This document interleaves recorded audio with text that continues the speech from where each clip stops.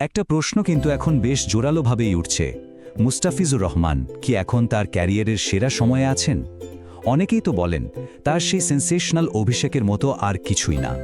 কিন্তু জানেন, ডেটা আর সাম্প্রতিক পারফরম্যান্স কিন্তু একদম অন্য একটা গল্প বলছে। তো চলুন আজকের আলোচনায় আমরা ব্যবচ্ছেদ করে দেখি কেন এখনকার মুস্তাফিজ তার অতীতের চেয়েও অনেক বেশি পরিণত, অনেক বেশি অপ্রতিরোধ্য। আলোচনাটা শুরু করার জন্য এর চেয়ে ভালো কোনো লাইন আর হতে পারে না। এই একটা কথাই বুঝিয়ে দেয় যে অদম্য বাংলাদেশ টি-20 কাপে তার প্রভাবটা ঠিক কতটা ছিল। মানে এই টুর্নামেন্টের জয়টা শুধু একটা ট্রফি না, এটা আসলে তার বর্তমান ফর্মের সবচেয়ে বড় একটা বিজ্ঞাপন। তো মুস্তাফিজের এই শ্রেষ্ঠত্বটা পুরোপুরি বুঝতে হলে আমরা কয়েকটা দিক একটু খতিয়ে দেখব। প্রথমে দেখব তার সেই কাপ জেতানো পারফরম্যান্স, তারপর তার বিশেষ অস্ত্রগুলো কি কি। এরপর দেখব কিভাবে তিনি এত চ্যালেঞ্জ পেরিয়ে সেরা ফর্মে ফিরলেন, ব্যাটসম্যানদের সাথে তার মাইন্ড গেমটা কেমন চলে, এবং সবশেষে কেন তিনি একজন সত্যিকারের কিংবদন্তি। চলুন শুরু করা যাক ঠিক সেই মুহূর্তেটা দিয়ে, যে মুহূর্তেটা অদম্য কাপের ভাগ্যটাই লিখে দিয়েছিল। ভাবুন তো, একটা মাত্র ওভার যেটা কিনা পুরো টুর্নামেন্টেরই একটা প্রতিচ্ছবি হয়ে থাকলো। সাব্বির রহমানকে করা সেই ডেলিভারিটা, ওটা ছিল একদম ক্লাসিক মুস্তাফিজ। ঠিক এই অ্যাওয়ে-গোয়িং ডেলিভারি দিয়েই তো তিনি বিশ্বের সেরা সেরা ব্যাটসম্যানদের বোকা বানিয়েছেন, তাই না? আর সাব্বিরের কাছে এর কোনো উত্তরই ছিল না। এটাই তো আরও একবার প্রমাণ করে দিল যে মুস্তাফিজের জাতটা আসলে কতটা আলাদা। আচ্ছা, তো এই যে এত সাফল্য, এর পেছনে তার মূল অস্ত্রগুলো কি কি? মানে তিনি ঠিক কোন জিনিসগুলো ব্যবহার করেন? চলুন তার টেকনিক্যাল অস্ত্রাঘাতটা একটু ভেঙে দেখা যাক।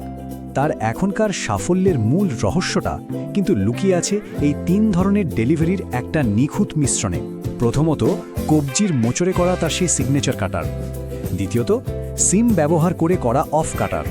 আর তৃতীয়টা হলো গতির বৈচিত্র্য আনার জন্য সিম আপ ডেলিভারি।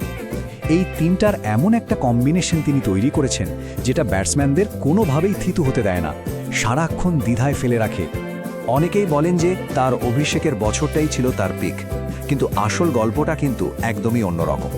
আসল গল্পটা হলো অসংখ্য চ্যালেঞ্জ সামলে সেগুলোকে পেছনে ফেলে আজকের এই নতুন স্তরে পৌঁছানো। এই ধারণাটা কিন্তু আমাদের মধ্যে অনেকেই পোষণ করেন, তাই না? যে অভিষেকের সময়টাই সেরা ছিল। কিন্তু ব্যাপারটা একটু ভেবে দেখুন, যখন একজন খেলোয়াড় নতুন আসেন তখন তো তাকে নিয়ে প্রতিপক্ষের তেমন কোনো অ্যানালাইসিস থাকে না, ফলে পারফর্ম করাটা তুলনামূলকভাবে সহজ হয়। আসল পরীক্ষাটা তো শুরু হয় এর পরেই। আর অভিষেকের পর মুস্তাফিজকে যে কি কঠিন পথ পাড়ি দিতে হয়েছে।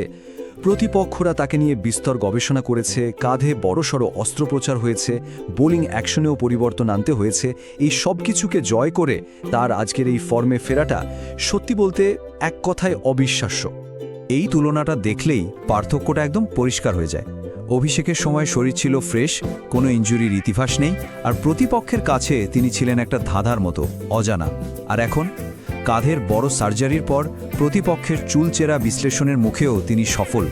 এটাই তো প্রমাণ করে তার বর্তমান ফর্মটা কতটা কষ্ট করে অর্জন করা। তবে বর্তমানে তার সবচেয়ে বড় অস্ত্রটা কিন্তু আর শুধু শারীরিক স্কিল না, তার সবচেয়ে বড় অস্ত্রটা হলো তার অবিশ্বাস্য প্রখর বুদ্ধি, মানে প্রেজেন্স অফ মাইন্ড। একটা ম্যাচের উদাহরণ দিলেই ব্যাপারটা পরিষ্কার হবে। হাবিবুর রহমান সোহান সেদিন অসাধারণ ফর্মে ব্যাট করছিলেন, মানে যাকে বলে ইন দ্য জোন। বলকে তার কাছে নাকি ফুটবলের মতো বড় মনে হচ্ছিল। তিনি যে কোনো বোলারকেই খুব সহজে খেলছিলেন। এখানেই তো আসল প্রশ্নটা আসে। যখন একজন ব্যাটসম্যানকে থামানো প্রায় অসম্ভব মনে হচ্ছে, তখন একজন বোলারের কি করার থাকে? মুস্তাফিজকে ঠিক এই কঠিন সমস্যারই সমাধানটা বের করতে হয়েছিল। আর মুস্তাফিজ ঠিক সেটাই করে দেখালেন। তিনি কিন্তু কোনো জাদুকরী ডেলিভারি দেননি, বরং তিনি জিতেছিলেন একটা মানসিক লড়াইয়ে। তিনি ব্যাটসম্যানকে এমন একটা শট খেলতে প্রলুব্ধ করেছেন যেটা আসলে তার শক্তির জায়গা ছিল না। একজন সেট ব্যাটসম্যানকে এভাবে ভুল করতে বাধ্য করার যে ক্ষমতা, এটাই তাকে বাকিদের থেকে আলাদা করে তোলে। তার এই বিবর্তিত বোলিং দক্ষতা আর এই অবিশ্বাস্য মানসিক শক্তি, এই দুটো জিনিসের সংমিশ্রণই তাকে বিশ্ব ক্রিকেটে এক অদ্বিতীয় চরিত্র হিসাবে প্রতিষ্ঠা করে দিয়েছে। এই কথাটা তার অনন্যতার সবচেয়ে বড় স্বীকৃতি। বিশেষ করে ডেথ ওভারে একজন বাঁহাতি পেসার হিসেবে তার মতো আর দ্বিতীয় কেউ নেই যিনি কবজির এমন নিখুঁত ব্যবহার করে ব্যাটসম্যানদের বিভ্রান্ত করতে পারেন। তার বোলিংয়ের ধরনটাই তাকে সবার থেকে আলাদা করে দিয়েছে। বিশেষ করে ডেথ ওভারে ব্যাটসম্যানদের মন নিয়ে খেলার যে ক্ষমতা তার আছে, তা তাকে সত্যি এক এবং অদ্বিতীয় করে তুলেছে।